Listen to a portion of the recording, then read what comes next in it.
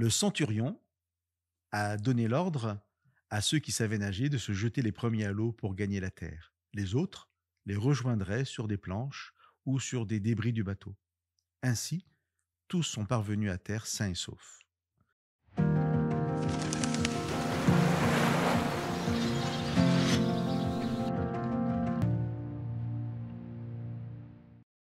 Je voudrais finir aujourd'hui la série de partages sur ce chapitre en m'attardant sur le dénouement heureux et sur les conditions, en quelque sorte, que Dieu semble poser pour que le sauvetage réussisse.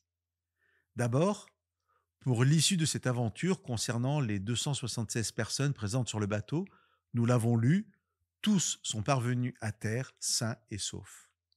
Ensuite, pour la condition, j'aimerais vous partager deux détails du chapitre.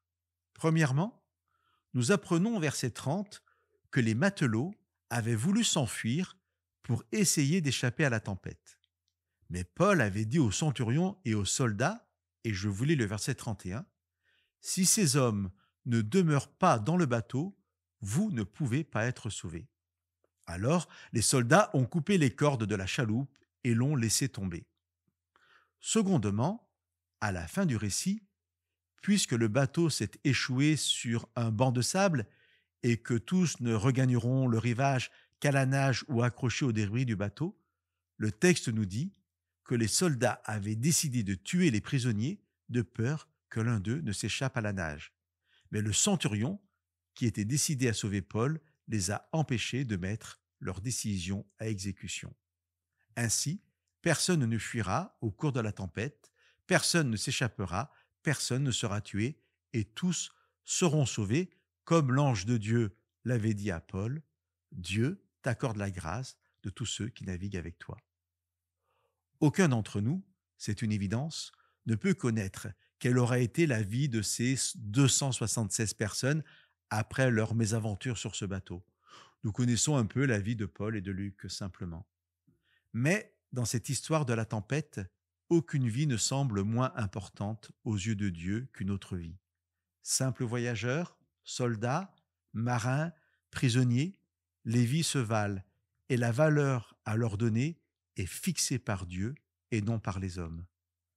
Paul lui-même est ici un prisonnier innocent, alors qu'avant sa conversion, le livre des Actes nous dit qu'il respirait le meurtre et mettait en prison les croyants avec l'autorité dont il avait été investi par les grands prêtres.